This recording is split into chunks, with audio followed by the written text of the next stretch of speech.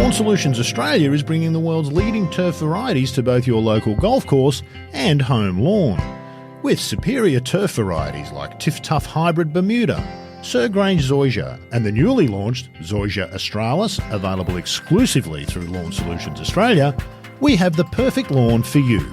For more information or to find your local accredited supplier, visit lawnsolutionsaustralia.com.au. That's lawnsolutionsaustralia.com.au.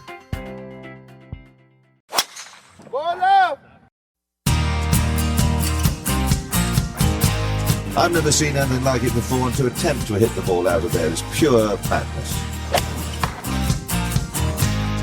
The winner of the gold medal and the champion golfer of the year is Cameron Smith.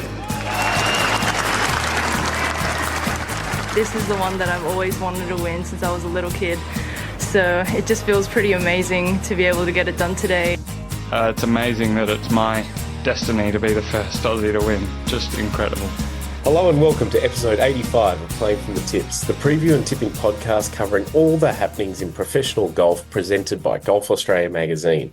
Jimmy Emanuel here in the host chair as I remain a long way away from our Sydney base and prepare for a week of Challenger PGA Tour of Australasia, LPGA, PGA, DP World and Asian Tour action. And of course, joining me to do so is our Gil Hance to golf courses to podcast studios, pulling them apart, using old plans, drawing up a better result, even if people don't think it's going to be in the process. It's Rod Murray. Rod, welcome. Elite company you've put me in there, Jimmy. I can't survive up there. Let me back out. I'm not even as tall as Gil Hance. The man's a giant. He's like 6'6" or 6 foot. I looked up to him. I don't look up to a lot of people. I think I'm about 6'1" or 2, but you look up to him. He's a tall man. Well, this is probably Olympic quality podcast studioing. So that's where we believe Gil can get, and you can get to the same level. Ted, I might take his advice on the studio. Just apologies for Jimmy's sound. We've had a technical issue this morning, and there's a microphone cable which has let us down. So Jimmy's not sounding as good as he normally would, even when he's on the road. But we can hear you, so that's all good. That is positive. And someone who we can't hear is the third member of our trio, who we would normally introduce at this point. Adrian Logue remains a mystery. We don't know where he is. We don't know why he is, but he's just not here. So just doesn't care. But some people don't want to work, Jimmy. The work's there, but they're not. And this is a classic example. They are simply the facts. You can dress it up however you like. The work is here and Logue isn't. That's all I'm saying. Yep, perfectly surmised.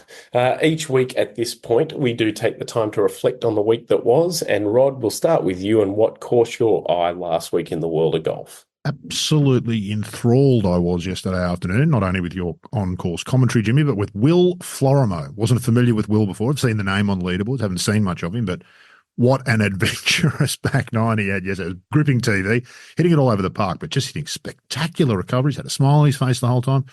As I said, I'm not familiar. He seemed to be struggling off the tee. He was hitting it into spots that were just, well, the spots where you would secretly, when you followed Brett Rumford, you'd secretly hope he'd hit it over there so you could see a spectacular recovery. Started getting a bit like that with Will. Come on, miss it, Will. Hit it over there. It's really difficult from there. And he was just hitting them. It was great stuff. I thought it was terrific. He was genuinely ping-ponging around in the trees of Kalgoorlie Golf Course, but he's an incredible talent. He's just, he's going to get hot and he's going to shoot 63, and then he can be slightly off and have 72, but it's the most exciting 72 you've ever seen in your life. So and then the playoff, Jack Buchanan, Jordan Doole were tremendous, both good young players who people have big raps on them. You got Elvis Smiley. Elvis was so impressive on Saturday. I was with him the whole day. So impressive. And then just a little error on 17, followed it up with another one, which can happen. And then 18 just caught him and got him. And he was still really positive. So, expect big things from Elvis this season. He's 12 months into Richie Smith work, and it is paying dividends.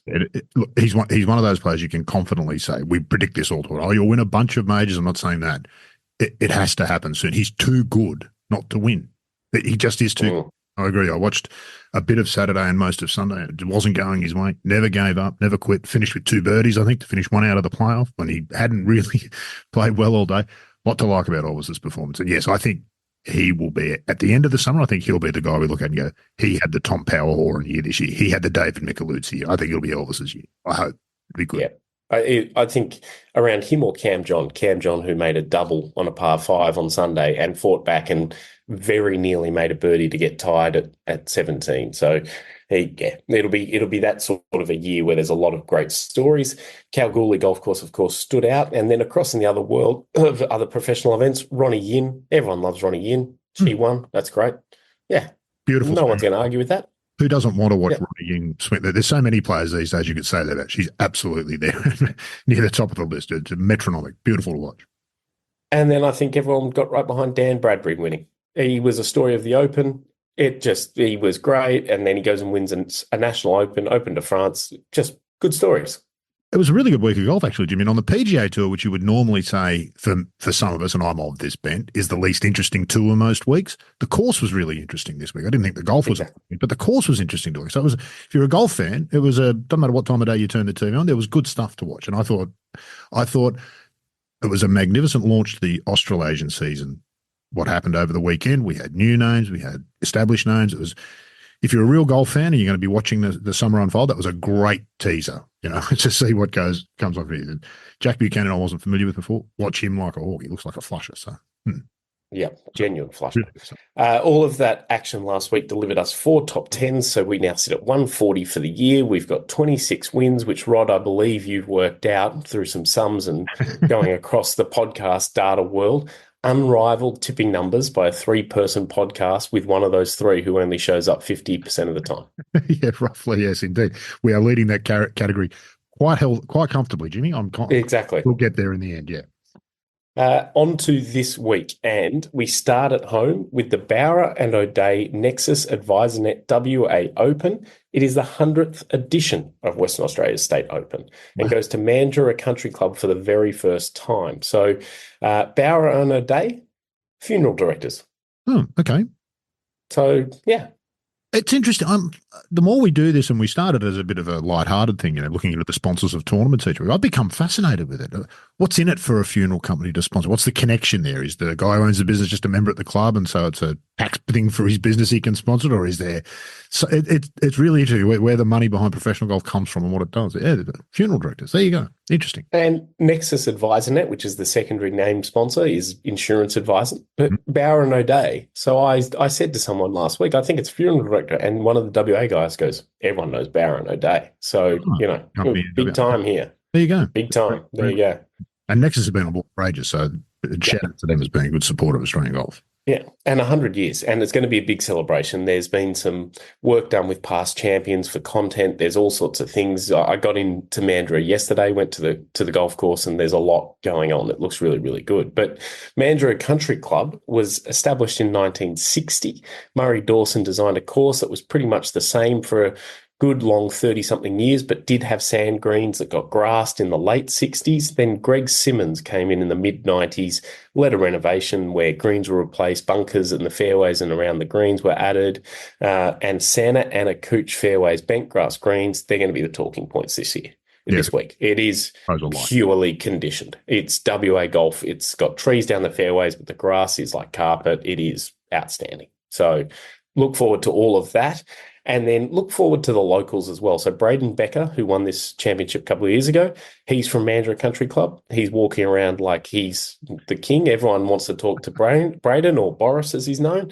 And then Jason Scrivener lives over the back of the 10th green, I believe it is.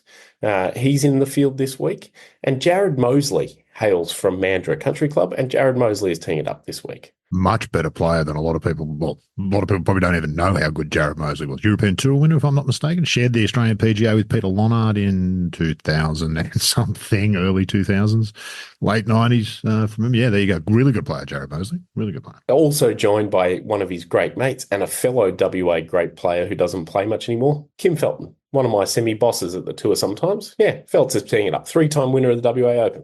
Yeah, there you go. Well, and he now works for the PGA, doesn't he? He sure does, yeah. Leads to the tour side of things. So absolute flusher felt. So it'll be fun for those guys to watch. But then there's the headliners, is the WA players this week if you're in WA. So Curtis Luck, Hayden Barron, Brett Rumford, Ollie Goss, Michael Sim, names from past and present. There's those sort of guys. Phoenix Campbell is going to make his pro debut, which is an exciting thing. So one of the Asia Pacific Amateur contestants for Australia, won the Queensland PGA as an amateur, but stayed amateur and is now going to turn pro, played the Japan Open last week as an amateur. Then you've got, there's a few players returning, but mostly the same field as Kalgoorlie last week. Of the standouts there, we've already mentioned a few, but Ryan Ang from Singapore, who played his first event, really impressive player, great young guy as well. And also Harry Hillier, the Kiwi, who's not related to Daniel Hillier, but probably one of the top-ranked players. So a really good field shaping up this week. So we may as well try and pick a winner, and I'm going to pick a guy I've already mentioned, and I'm going to pick Cam John. Yeah, nice. Long way from Edinburgh to Kalgoorlie for him last week, I would have thought. That's quite the journey. I don't even know how you would go about it, but he was leading the Dunhill after 36 holes. 36, yeah. Yeah, exactly. Up at Kalgoorlie, that's a weird world to live in. The cool of Dunhill to there. Two things just quickly, Jimmy. Firstly, Murray Dawson, designer. Is there a more Australian name? That's beautiful. That's a great name. Murray Dawson. It's just absolutely fantastic. And Curtis Luck, if you get a chance this week, I'll ask you a personal. Go and have a look at Curtis and see how his game looks. Fascinating. I will. Play to watch. But I will, absolutely. Being quiet. Too good a player to be not featuring. I'd be interested to hear if he's got anything to say. But fabulous player to watch. Really good to watch. Absolutely. Who do I think is going to win? Let me go down to the bottom of the page where I picked something. This won't come as a surprise to anybody. I'm all in on Will Florimo. I've got to see. Nice. I don't know. As I said, I don't know if he plays like that all the time, but if he does and wins, that's it. I am Will Florimo forever. Go Will. Nice. I like it. Yeah, I like it. It's a big left-handers week, so then Logue would throw something in. So we're going to bring back our favourite segment, who would Logue pick? And Logue would pick Elvis. There'd be something about some sort of bounce back thing and this and that, and he'd reference Clates, and then he'd do something else, and it'd be ridiculous, but he'd get to the end point of tipping a very obvious person. So Elvis for Logue. He'd be playing all the hits, wouldn't he? You're right there. There's a Clayton connection. He'd be getting that in. There'd be some sort of statistical. He'd get that in. He'd find an elevation change thing somewhere, something to do. Yeah, you're right. Yeah, classic Logue. Yeah. Good pick. Although he did have to go a little, Elvis did have to take a little sponsors trip, so he's not quite here just yet, but that's okay. I'm sure he'll recover and he'll be just fine.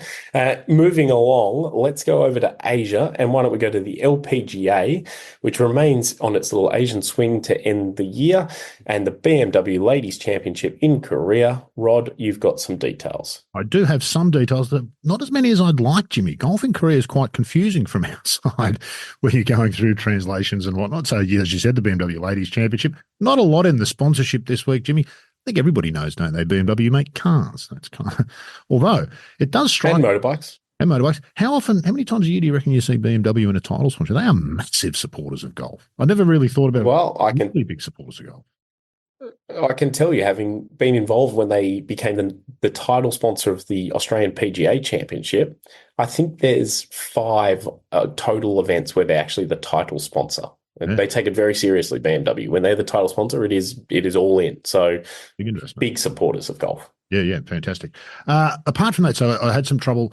So the Siwon Hills Country Club in South Korea, and there's a Siwon Valley Country Club in South Korea. I think they're at the Siwon Hills, but I've seen both listed as the tournament. LPGA says Siwon Hills. So we'll go with them. Didn't help much. Finding details about the golf course, yeah, no good. Didn't matter whether you want Siwon Hills or Siwon Valley. There wasn't a lot out there to play. But my instinct is that this course is fine. This is the 4th year of this event. This has morphed over the years. It's been the LPGA KEB Hannah Championship, I think. Yep. Moved courses a couple of years ago, picked up this sponsor, BMW. So this is part of the Asian swing, as you say, where you get a lot of the really big names come down here. No cut events. It's free money. If you're at the tail end of that, it's a great way to finish off a season and have a chance to make some.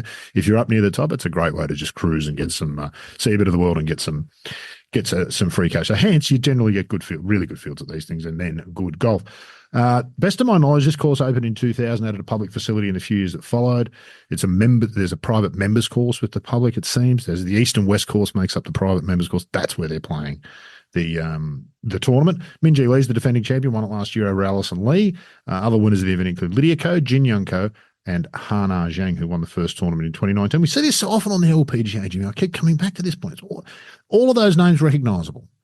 The LPGA just does a job of delivering. The best players deliver, don't they? It seems week in and week out. Nothing on there unrecognisable. And that's not always the case with the PGA Tour. You go through their yearly results, 5 tournaments won by players you hadn't heard of before they won. So I'm not saying one's better than the other, but just interesting.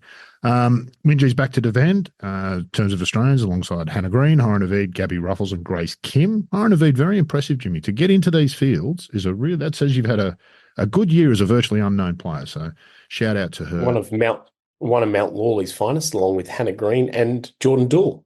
Actually, while you're over there, Jimmy, could you pop down to Mount Lawley with a couple of water bottles? Just grab some water from there and we'll just see.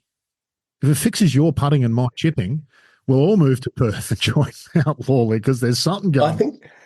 I think the key is just to hang around Sue Thompson, isn't it? Well, that's a start. There's that, but the ingredient you're probably missing there, Jimmy, is have some talent.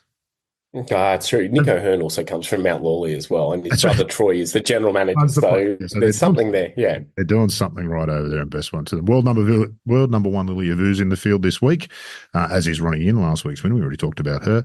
And the seemingly ever-present Gino Titikin, changing her name, hasn't hurt her golf, it would seem, from Attaya to Gino. And she's actually going to be my pick this week. She's just been simmering on the verge of doing something ever since she came back from injury. And I feel like, this week could be the week. Nice. I'm going to tip defending champion Minjee Lee. She was tied for 8th, I think it was last week. Bit of form, seems to play well in these parts. There's obviously a very strong Korean connection. It seems to make sense to me. That's just pretty straightforward. But who would Logue pick is the question. Oof. Wow, I hadn't given this any thought. I completely forgot we were a no-Logue week. So have you put any thought into it? I'll let you pick Of course I have. And yeah, good work. Of course I have. Do you give Logue's tips more thought than your own? Absolutely, I do. Of course, it's way more fun. It's way more fun, right. And it would be a long lead up where he wouldn't mention a name, and it'd be all this fluff around. Played a lot on the KLPGA and won a lot, but has success elsewhere and is a bit of a smoky and whatever. And then he just tip GA Shin. Yep, that's exactly right. As he should. She is an excellent chance to win this week. Exactly. So it's not a bad pick, but it would just have fluff that's unnecessary.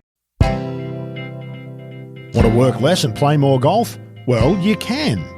If you're practicing your putting or your drives, Tiff Tough Hybrid Bermuda, exclusively by Lawn Solutions Australia, can bring the golf course experience right to your home.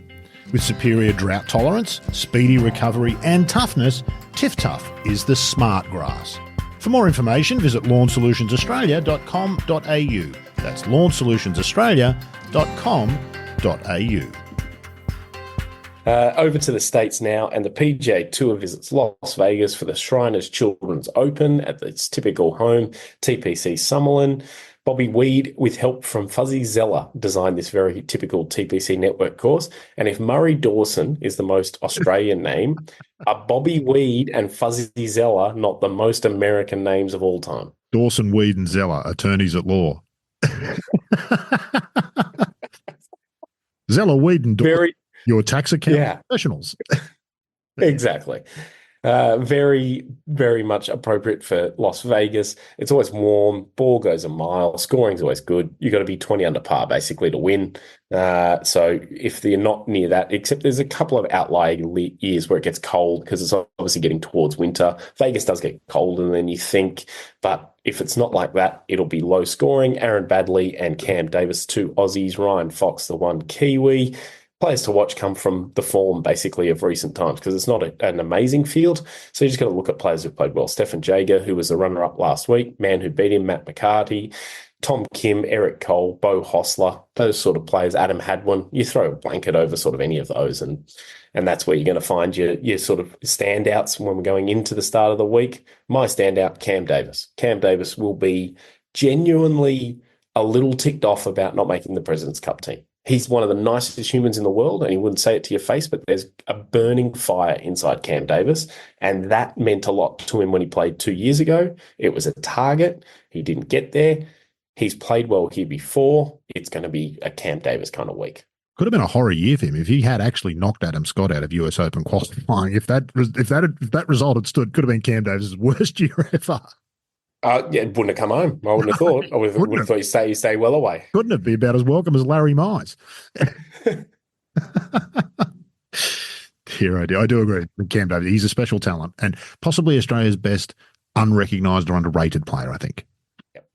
Yeah, he's one of these guys. It's hard to sort of think of too many others off the top of my head, but that just go about a really honest and and hardworking career, but have a lot more ability than given credit for. To win multiple times on the PGA Tour is not to be sneezed at. And he's done it, winning as his National Open as a young guy. He's just immense talent and really, really great person as well. Your tip for this week?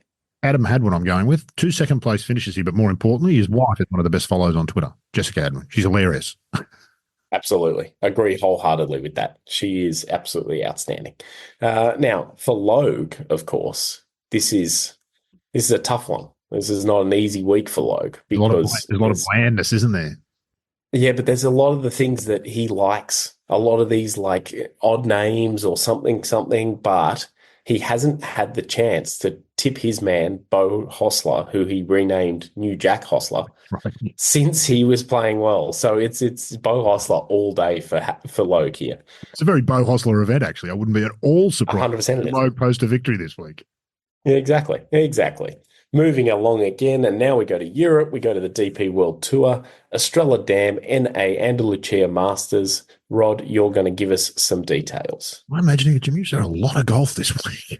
There's a lot of golf this week, yeah, believe me. Let's get on with it. I'm sort of dragging things. As you say, the Estrella Dam, NA Andalucía Masters. Here's what I found that the sort of official sort of announcement. It's an event on the DP World Tour's race to Dubai, blah, blah, blah, blah, blah. So it's the local and regional government, the Junta de Andalucía, jointly funded by the EU, and this event was declared an event of exceptional public interest by the government of Spain a few years ago. I had to look into that more. So events of exceptional public interest, essentially it's tax incentives to encourage businesses to support sport. Interesting. Okay.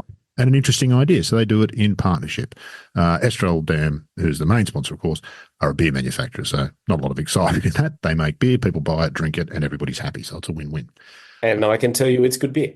So where do you is it only in Spain or can you get it here in Australia? You see it occasionally in Australia. You get a bit in America, North America. It pops up a bit, but in Europe you'll get it around. Yeah, you're so worldly, James. That's true. Yeah. 10th year of this tournament. It's already got a good winners list. Sergio's won it 3 times. Graham McDowell, Matt Fitzpatrick, both major winners, have both won here. It's at the now. Let me get the name of the course right. The Real Golf de Sotogrande. Now, Sotogrande is the region. It's a golfy resort region. It's just a few k's away from Valderrama, this golf course. They're the 2 premier golf courses. All the professional events taking place in the south of France. Generally, those 2 courses get the bulk of it. Robert Trent Jones' design was his first one in Europe. 1964 was open. Actually looks pretty good. First course apparently with automatic irrigation. So imported that as an idea to Europe. Well done, Rob. Fantastic. Well... let's move along. It's pretty wide, especially for people this caliber. Scoring tends to be pretty good. Greens are big, though. Lag putting is going to be important. Bit of water around the place, as at most resort courses. Shouldn't bother these players too much. There's some strategically placed towards the end of the round, which could make things interesting. It's not long nor short by modern standards, 6,500 metres, 7,100 yards. Lots of subtle elevation change. So big week for the caddies. Lots of half clubbing. Yeah. It's a tough one. Green's just slightly elevated, 2, 3, 4 metres, enough to have an effect with a short iron. For us, no different, but for a touring pro, plays havoc with the swings. So look for those guys who are good from 80, 90, 100, 110 yards. They're the guys who are probably going to do well this week. They'll be doing less of the lag putting, you would think. Not much in the way of high-profile players. John Rahm's the main draw card. This is the 3rd time he's played the event, but the 1st time he's played it at this course. But 4th time, sorry. Pretty poor record. Cut, 2nd cut. That's his results here, Joe. He wouldn't be happy about that. It's Will Florimo-like numbers. It's Will Florimo. He's done a Florimo. He's done another Florimo. He's got it up and down. he'll be pretty keen and motivated to win this Rahm. He's in a mood. All this stuff swirling around his role and not being happy. It's all doing exactly what you don't. It's needling the big man. And when he's needled, he's terrifying. So, look, he will be the heavy betting favourite, and rightfully so. But this is golf, Jimmy. I actually don't think he'll.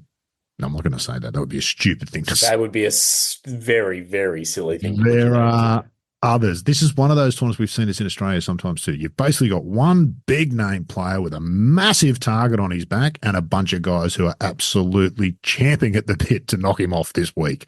Tiger had it everywhere in the world. Rahm's going to have it this week. So I'll be interested to see how it plays out. They're always good fun, those kind of tournaments. You got the likes of Victor Perez, Rasmus Højgaard, tender from last week, Jesper Svensson, and of course Dan Bradbury, who won last week, as you mentioned. It's too easy to pick Rahm, so I'm going to go with Matt Wallace. just because on any given week, Matt Wallace could win. Yeah, agreed. Yeah, and he is one of the ones who will enter the week being like, I'm the guy who's going to beat him. And it's an attitude from Matt Wallace, yeah. He would savour the opportunity to go toe-to-toe with Rahm. I am going to pick Rahm because sometimes you need to take the easy option, and someone had to, and we couldn't give it to Logue. So, and Logue's thing would have been he would have done another thing about Spanish golf and blah, blah, blah, blah. And he's going to get, I don't know that he actually would have picked him, but he's going to get Larry Canning's favourite player, Adrianus. So, yeah. Good work. Well done, Logue. Good work, Logue. You've done well. Finally, Asian Tour heads to Thailand and the Black Mountain Championship that, again, Rod, you've got all the pertinent details for. No pressure there, Jimmy. All the